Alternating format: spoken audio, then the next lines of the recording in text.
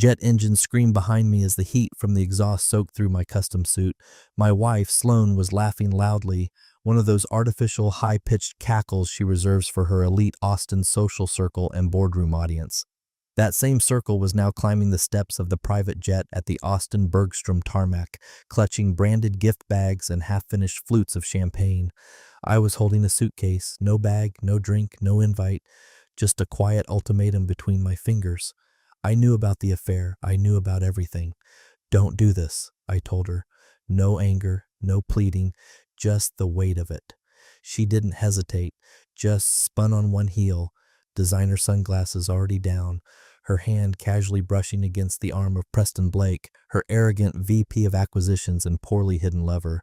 "Have fun flying commercial, Vance," she said, as if my name was the punchline to some inside joke I wasn't supposed to get.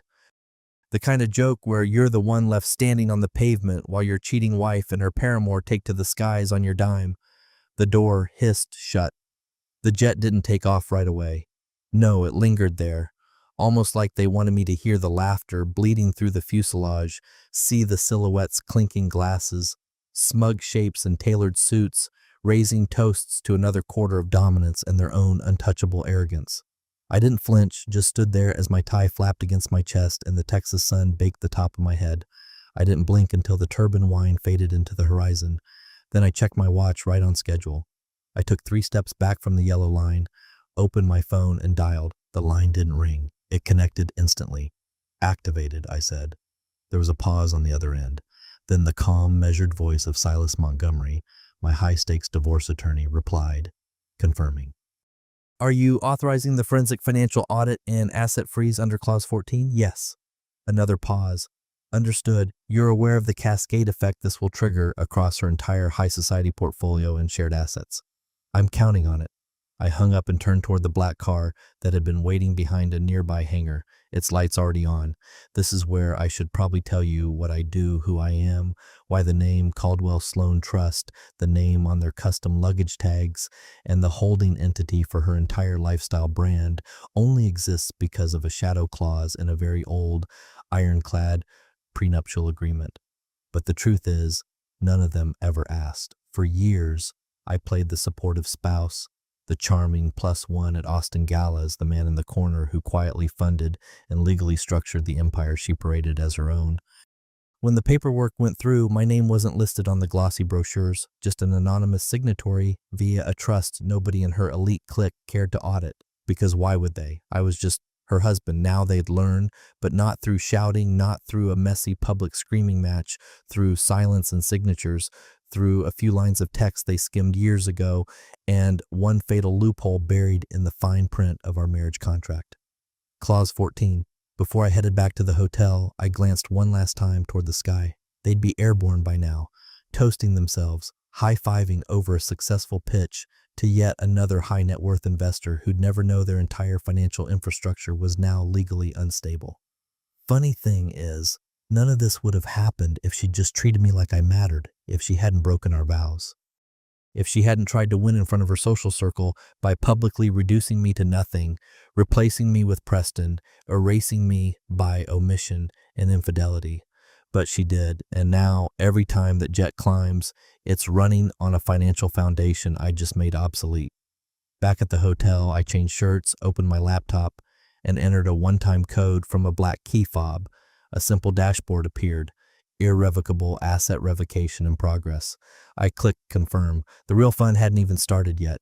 The hotel room was beige. Beige walls, beige curtains, beige. The kind of place meant for business travelers who don't ask questions and never stay long enough to notice the smell of recycled air in the carpet. I dropped the suitcase on the chair, still zipped. Didn't bother unpacking, just pulled out the laptop, a nondescript black slab with no brand name, and placed it on the desk like I was performing surgery. Beside it, I placed the encrypted hard drive handed to me in a gritty downtown Austin parking garage by Fiona Carmichael, the ruthless private investigator who had spent the last 6 months mapping every corner of Sloane's betrayal. The screen flickered once, then required a retinal scan. A second later, a passphrase prompt appeared. I typed it in, slowly, deliberately, not because I was nervous, but because I wanted to savor every keystroke. Each letter was another nail in the coffin of their perceived control. The dashboard loaded, Caldwell High Asset Holdings, a name nobody on her board had ever bothered to look into deeply, let alone audit. They thought it was some offshore legal formality rich men used to avoid taxes. And it was, but it was also the spine of every real estate deed, joint account, and luxury patent they'd ever built her empire on. Guess who drafted those corporate veils? Not her current legal team. Not Preston Blake, the boozy trust fund grad with the custom suits and the entitled smirk. Me. Every product pitch, every quarterly projection, every glowing article in Forbes or Vogue was built on my capital, my leverage, my legal clauses, but I never asked for public credit. I asked for protection, for an ironclad firewall between myself and the high society circus. She said she understood. Keep it anonymous. Keep it safe. She used to say that back when she still thought I was the smartest man she knew. Now she thought I was luggage. I opened the final acts folder. Inside were 3 documents: a mercilessly drafted divorce petition, a cascading financial audit trigger notification, and a media push file containing the intercepted text chains, the downloaded iCloud backups, and the 4K video from the hidden nanny cams in our Terrytown estate. I selected all 3, dragged them to the encrypted upload field, paused, then clicked send. The screen blinked, status sent. Then I waited. It didn't take long. About 47 minutes later, the first headline hit one of the smaller Austin Business Insider blogs. Key financial architect freezes assets of Lux Dominion. The post was short, bare bones, citing anonymous sources, noting that a major unseen player had just detached himself from the brand's foundational wealth backbone. No name, no photos, but anyone paying attention to Sloan's rise would know the implications. I refreshed the page again. Now it was on 2 more blogs, then a tweet. I leaned back in the chair. No fist pumps, no monologue, just stillness. This wasn't about rage. Rage is messy, sloppy. Rage leaves fingerprints. This was about control, precision, consequence. I opened a private message from a burner app and typed a line to Fiona. Phase 1 complete. Watch the secondary triggers. She replied with a single emoji. Chest night. I shut the laptop. Somewhere, maybe still mid-flight, Sloan's champagne glass was probably half full. Maybe they were talking about next steps or mocking the nervous wealth manager who had raised concerns last year about commingled funds. And maybe if I timed it right, the notification about my divorce filing and the immediate asset freeze would hit the inboxes of their in-house counsel just as the plane taxied to a private hangar. I wasn't in a rush. She had handed me humiliation and betrayal. I handed her the quiet beginning of systemic collapse, clause by clause, just like I'd written it in the prenup. The jet hit cruising altitude, and the first wave of self-congratulations began to swirl like clockwork. Glasses clinked, shoes came off, and someone put on a playlist labeled Boardroom Bangers. I wish I were joking. Hell of a trip, muttered Preston Blake, already on his 3rd refill, leaning unnecessarily close to Sloan's shoulder. And that presentation nailed it. I swear, Sloan, you could sell a winter coat in a Texas summer. Sloan, my wife, my soon-to-be fully audited ex-wife, was perched like royalty, one designer heel tucked under her, sipping slow from a tall, thin flute.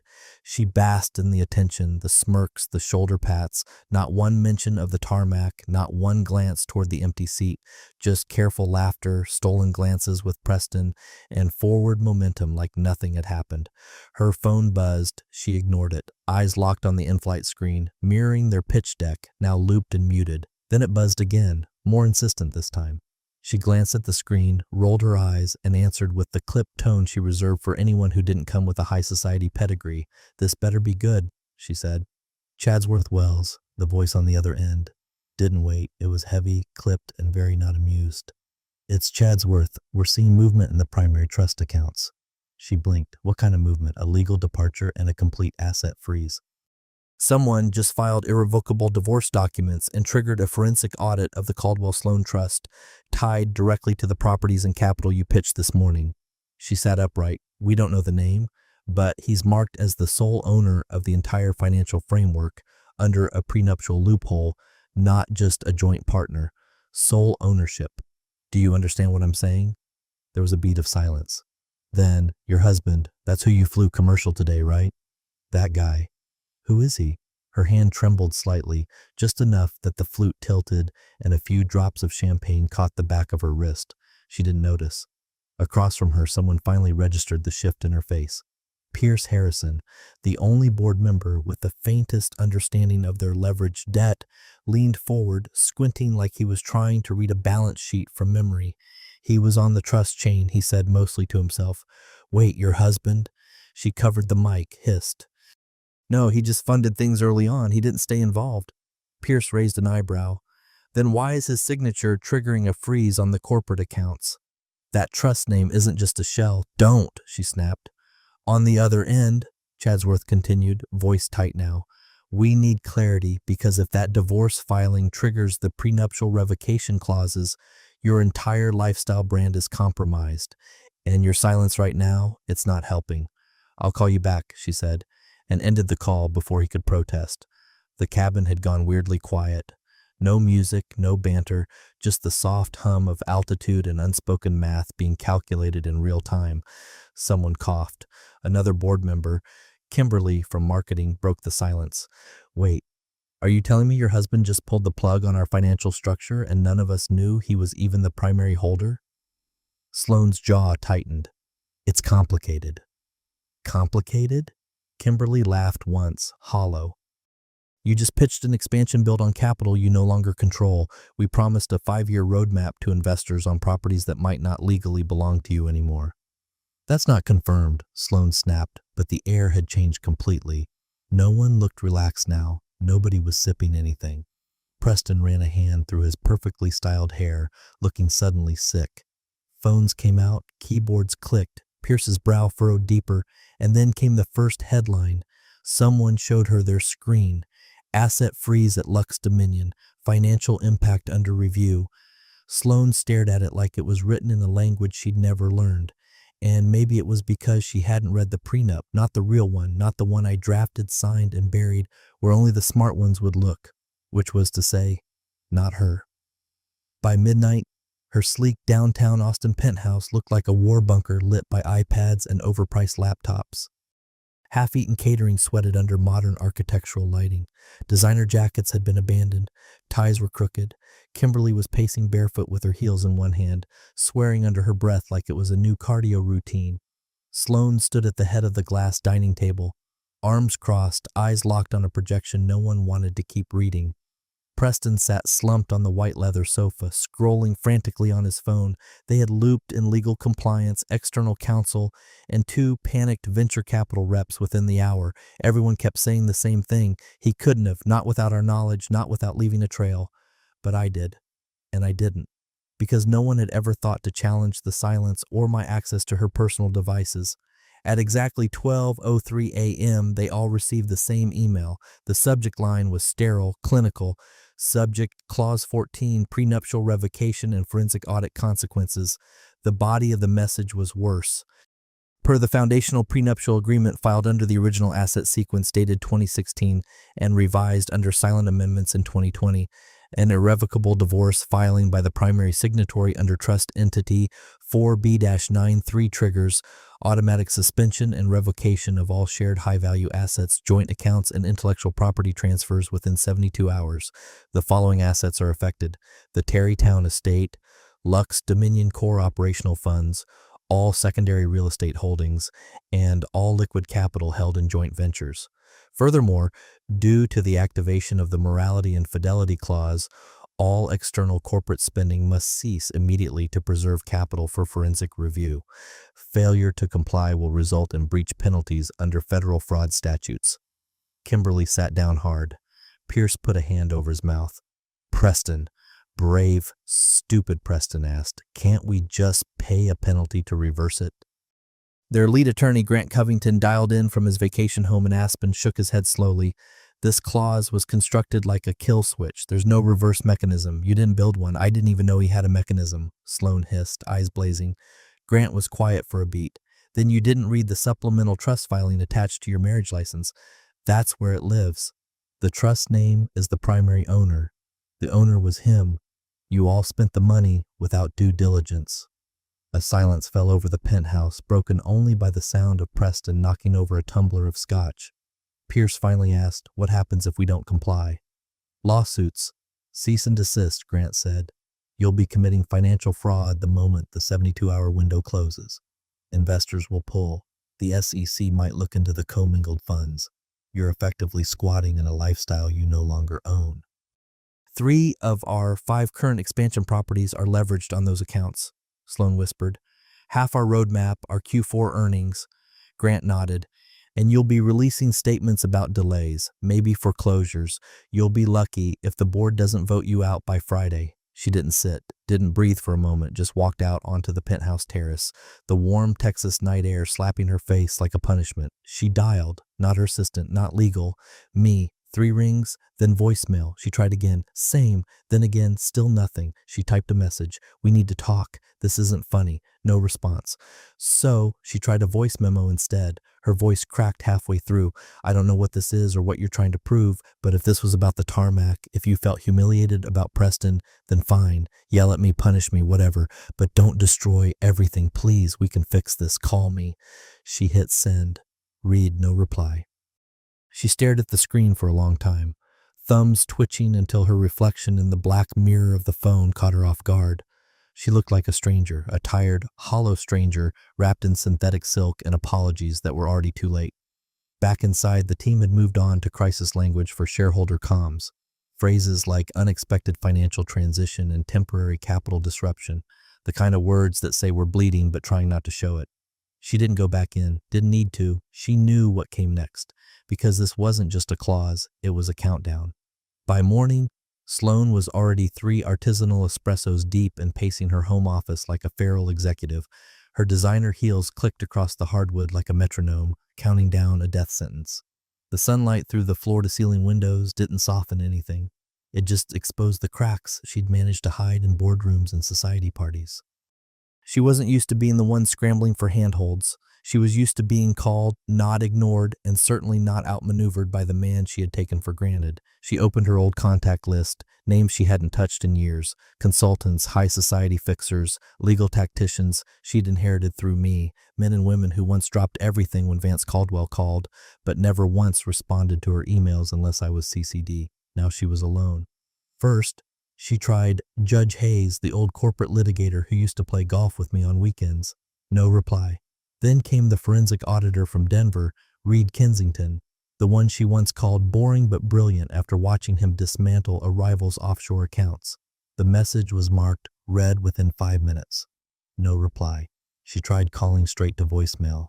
It was the 4th call, an older woman named Eleanor DuPont, a retired equity partner from an exclusive boutique firm in Dallas, that finally picked up. Her voice was dry, measured. Sloan, she said before Sloan could even launch into her opening script, I need your help, Eleanor. This thing Vance triggered. Clause 14, it's unraveling everything. Please, I just need to understand. What is he doing? There was a pause, then, he warned you. Sloan froze. Eleanor continued. He came to me years ago. We walked through every clause, every signature, every fail-safe of that prenup. He wasn't building a shared life with you, Sloan. He was building an exit. I didn't know, Sloan said, breath catching in her throat. He never told me how deep it went. He tried. You were too busy with your VP of acquisitions to listen. The line went dead. Sloan stood there, phone dangling in her hand like a dead weight. That sentence wouldn't stop ringing in her head. He was building an exit. She didn't even bother with her bag, just stormed into her Range Rover and drove straight to Grant Covington's downtown Austin legal office, nearly clipping a cyclist along the way. Security knew better than to stop her. She threw the door open so hard it rattled the frame. Can we fix this? She barked before even sitting down. Her voice cracked halfway through the sentence. The chief counsel, Grant, who always seemed unflappable but never missed a detail, didn't flinch. He already had the file open, a printed version, red annotations filling the margins. You're asking the wrong question, he said, pushing a thick packet toward her. The question isn't, can we fix this? It's, should you have ever betrayed him in the first place? I don't have time for moral riddles, she snapped. Tell me how to undo it. Grant tapped the cover page. The trust entity that owns the capital for Lux Dominion, 4B-93, doesn't carry his daily name, but his digital signature as Vance Caldwell is verifiable, time-stamped, authenticated, witnessed, but he's not listed anywhere public. Exactly. That was the brilliance of it. Legally, he's the bank. Functionally, he's invisible. And that invisibility, combined with the irrefutable evidence of your infidelity triggering the morality clause, is bulletproof. She sat. Finally, the air conditioner above them kicked on, filling the silence with a low, mechanical hiss. If he wanted to burn it all down, she said slowly, he picked the perfect fuse. Grant leaned forward. No, he didn't burn it. He just took his money out of the foundation you were standing on. Now it's gone. Sloane rubbed her temples, trying to push back the headache clawing through her skull. Okay then. What can we do? Damage control. Public messaging, delay tactics, maybe beg for a settlement from a position of total weakness, but unless you can convince Vance to halt the audit and reinstate the accounts. She looked up.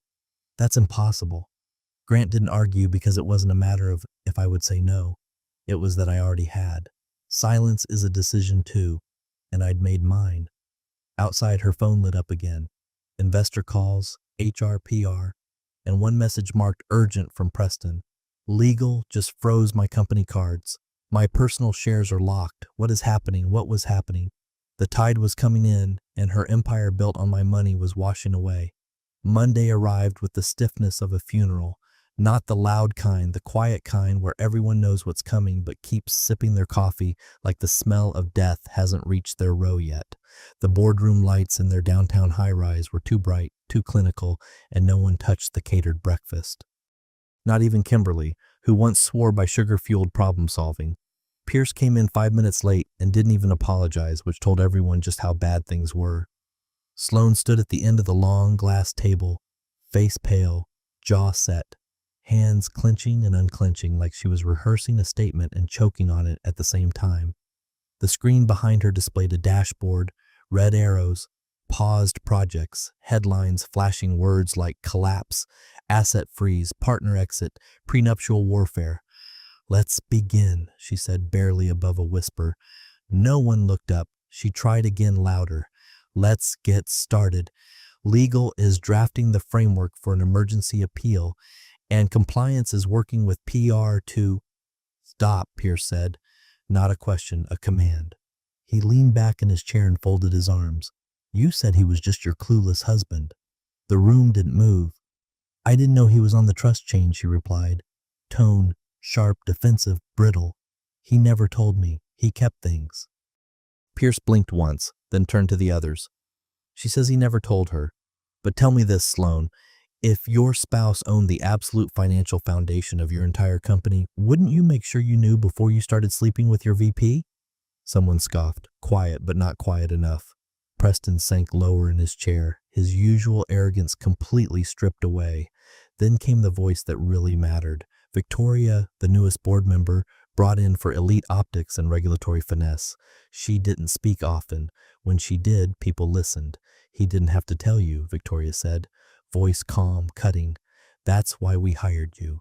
To know what's in your house, what's in your past. And apparently, you didn't.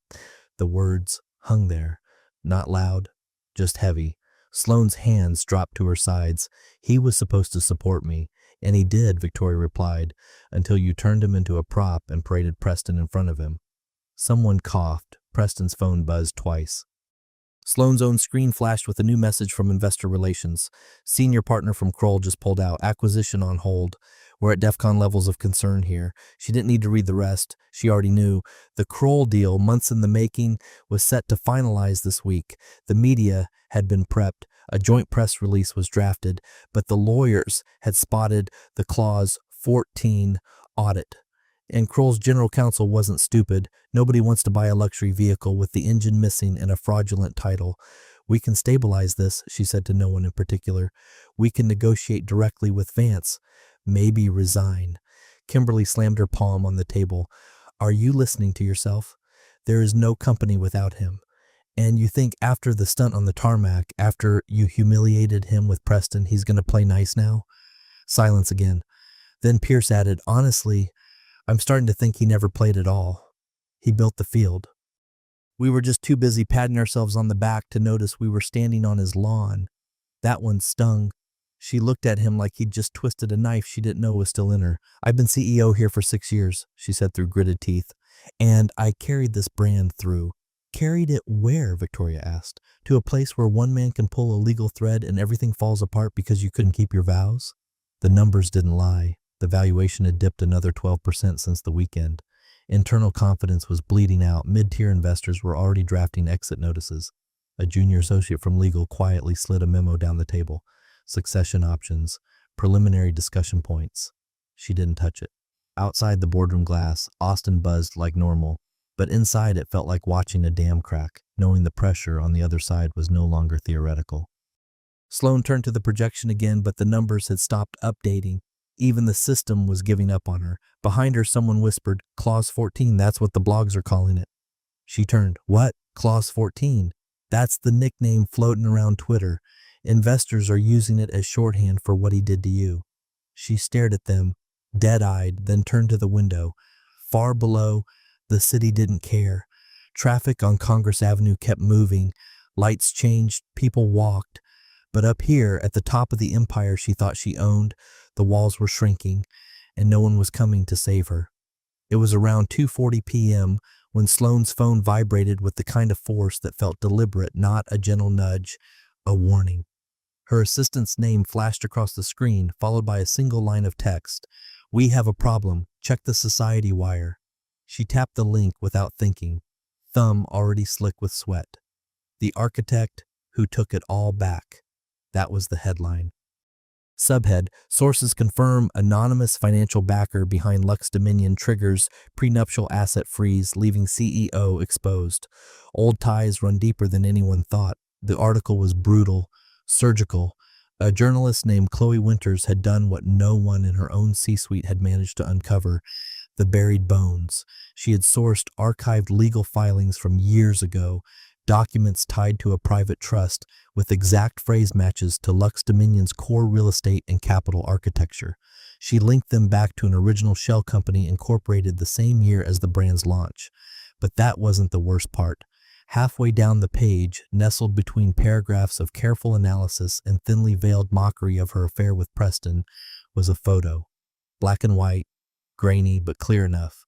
Me, younger, suit slightly too big, hair messier, smiling and shaking hands with Richard Blackwood, the original venture capitalist behind the brand.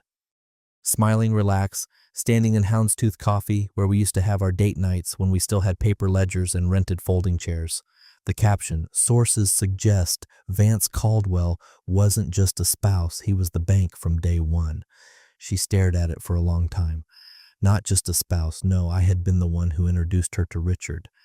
That part she remembered vaguely, like a dream you misfile after waking up. She hadn't thought about it in years. It had been a favor, a passing mention. You two might get along, I had said offhandedly.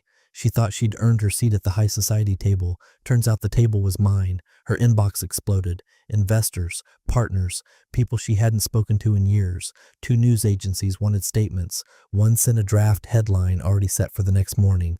CEO's infidelity triggers billion-dollar empire collapse. But it was the hashtag that really detonated everything. Hashtag TarmacGate started as a joke, a meme. Someone had uploaded a short animation of a man being left on the tarmac while a jet took off, overlaid with captions from Clause 14 and a fake stock chart nosediving in real time. It went viral within the hour. By evening, the hashtag was trending across multiple platforms. A parody account popped up pretending to be me, posting cryptic quotes from old prenups and tagging them hashtag Clause 14. One post read, "You don't lose the game when the board laughs. You lose it when they don't know whose money they're spending." Her elite circle called an emergency video session at 7 p.m. Nobody smiled. Even Kimberly, who usually cracked nervous jokes, sat silent. "We need to discuss optics," Pierce said first, using the polite euphemism everyone knew meant you. Victoria didn't bother sugarcoating it. "They're gonna want blood," she said. "And you left the perfect trail of infidelity and financial incompetence for them to point to." Sloan kept her jaw clenched. "So what? I resign and the accounts magically unfreeze themselves?" "No," said Grant from legal, patched in from somewhere in his car. "But it's the only card we have left that shows contrition. The optics of you stepping down in the middle of a panic would at least show you understand what's at stake." Victoria cut in. Right now, you look like someone who lied, got caught sleeping with her VP, and is now hemorrhaging investor confidence because she thought her husband was a decoration. Sloane's phone buzzed again, a text from her own mother. I saw the article and the videos they leaked. Was he really the one funding everything? She didn't answer. The walls weren't just closing in, they were being ripped down publicly, mocked, memed, retweeted, quoted out of context. The nanny cam footage of Preston was everywhere. Investors who once begged for galas were suddenly forwarding polite withdrawal letters. And her board, the one she thought she controlled, was now muttering words like succession, interim leadership, reputation firewall, all because she left a man on a tarmac, flaunted her lover, and assumed her husband had nowhere to go. But ghosts don't need runways. They just disappear and take the floor out from under you. She landed back at Austin Bergstrom on a commercial flight. No entourage, no board, no Preston, no champagne, no one to carry her bags. Just her, a pair of sunglasses she no longer needed, and the silence that now followed her everywhere. It was a silence louder than any scandal she'd faced in her career, because this one wasn't just public shame, it was personal collapse. The car ride took longer than she remembered. The city hadn't changed much, but she had. Everything felt smaller. The luxury boutiques she used to frequent looked alien. And the house, my Tarrytown estate, technically, though it had once been ours, still sat behind its manicured lawns with the same stone path and the dent in the copper gutter she swore we'd fix in the spring. That spring never came. The gate wasn't locked. Of course it wasn't. I'd always left it open. I said it gave the place a lived-in honesty. She used to roll her eyes when I said things like that. The front door opened before she even knocked. I was there, older, calmer, wearing the same vintage Rolex she'd given me 7 years ago for our anniversary. She had forgotten it even existed. She opened her mouth, but no words came out. Not at first, just the sound of her own breath catching in her throat. I didn't know, she finally said. You should have told me who you really were. I didn't blink, just turned and walked into the grand living room where Texas sunlight spilled across an old leather chair and a custom bourbon bar I once said was purely decorative. I poured a drink, 2 fingers of something dark and expensive, and didn't offer her one. I did tell you, I said without looking up more than once. But you laughed. You were too busy with Preston to pay attention. She winced. I thought you were just being poetic, melodramatic. No, I said, swirling the glass. I was being careful. I reached behind a stack of architectural books on the side table and pulled out a folder, thick, brown, unassuming.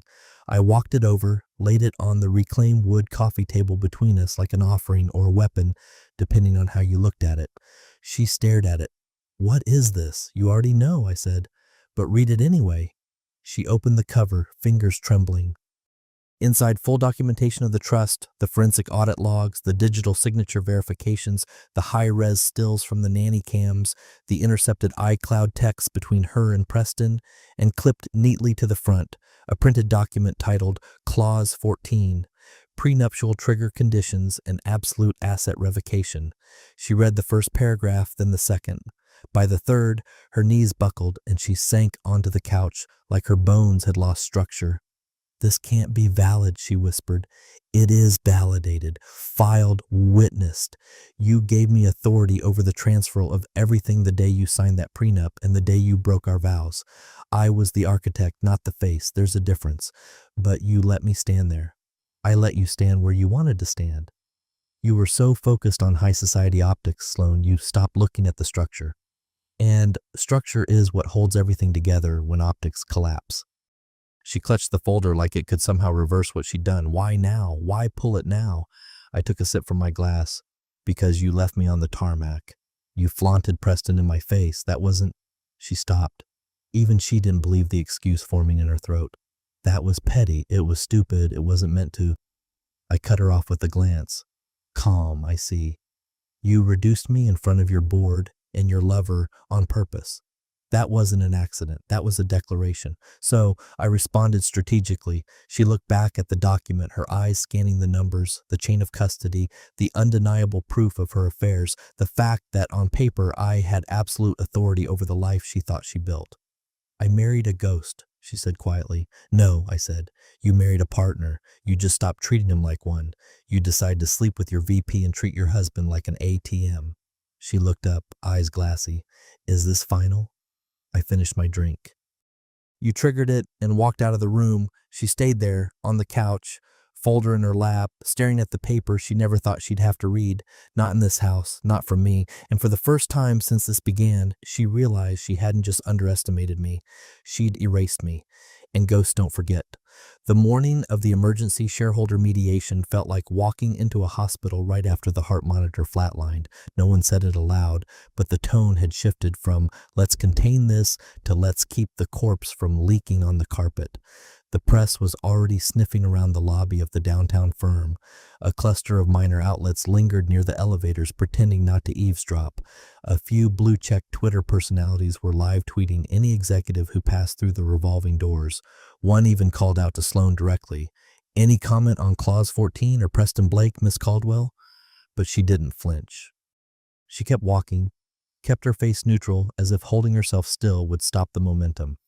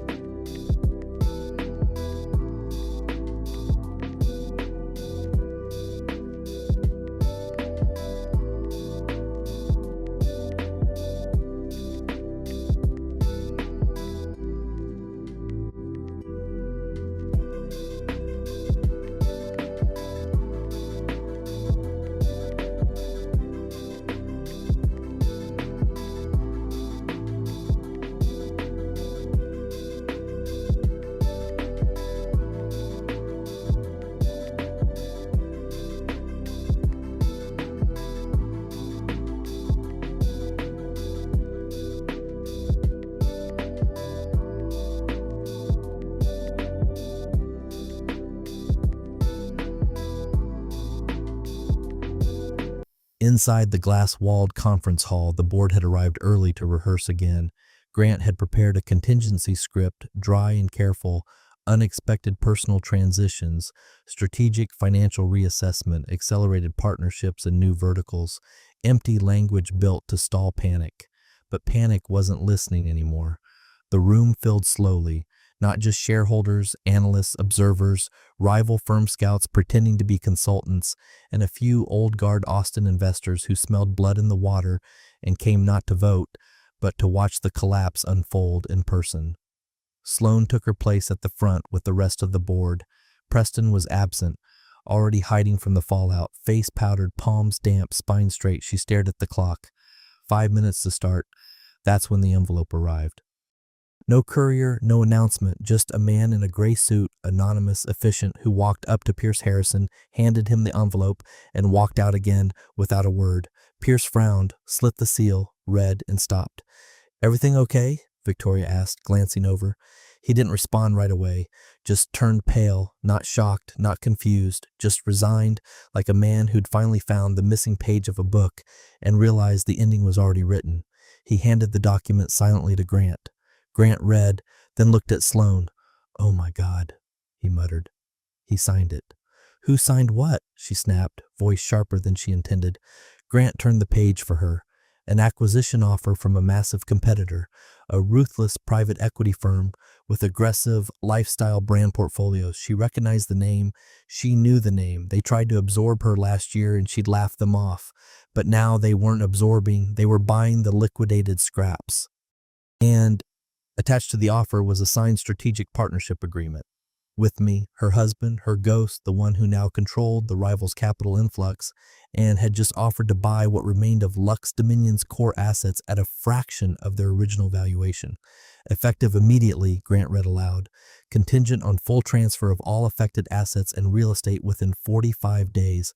Clause 14 acknowledged and accepted by the acquiring party. It wasn't just a bid, it was a message. I wasn't torching her empire. I was repositioning it, absorbing it, rebuilding it elsewhere without her or Preston. And now they could either bleed out in federal court or sell. The boardroom fell into a terrifying silence. No one moved, no one breathed. Even Pierce, usually the level head in any storm, set the document down like it was radioactive. He didn't even glance at Sloan, Didn't need to, Victoria finally whispered. He played the long game. Sloan said nothing. The projector screen behind them still displayed the meeting agenda, quarterly earnings, market outlook, expansion roadmap. None of it mattered now because the roadmap had already shifted, and the man she'd left behind, the man she betrayed, was already miles ahead. Strategic checkmate. The car smelled like stale leather and drugstore cologne. She hadn't noticed at first. Her senses were dulled, every nerve frayed and twitching. Her designer bag was crumpled beside her, half unzipped, the folder with the buyout agreement still poking out like an unstitched wound. She hadn't gone home to the estate, didn't even think of it, just climbed into the back of a rideshare, gave the address of a cheap rental she had to secure, and sat in silence while the driver muttered to himself about Austin traffic and toll surges.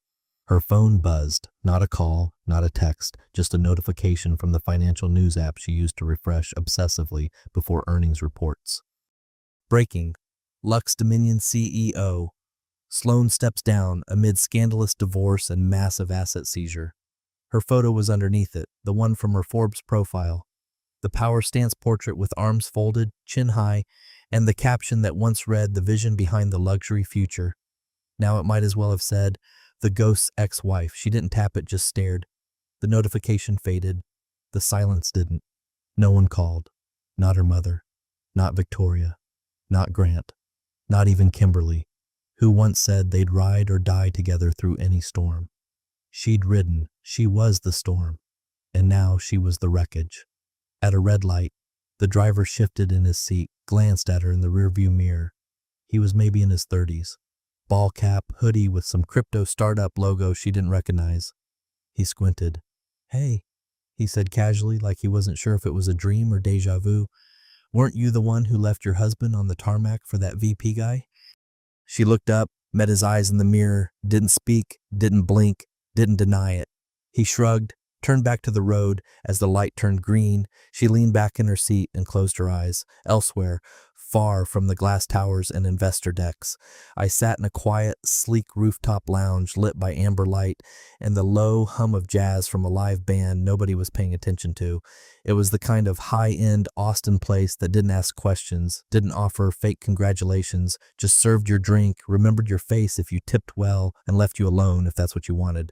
The bartender looked over. You want to start a tab? He asked. I nodded once, calm as ever. Name it, I said. Clause 14.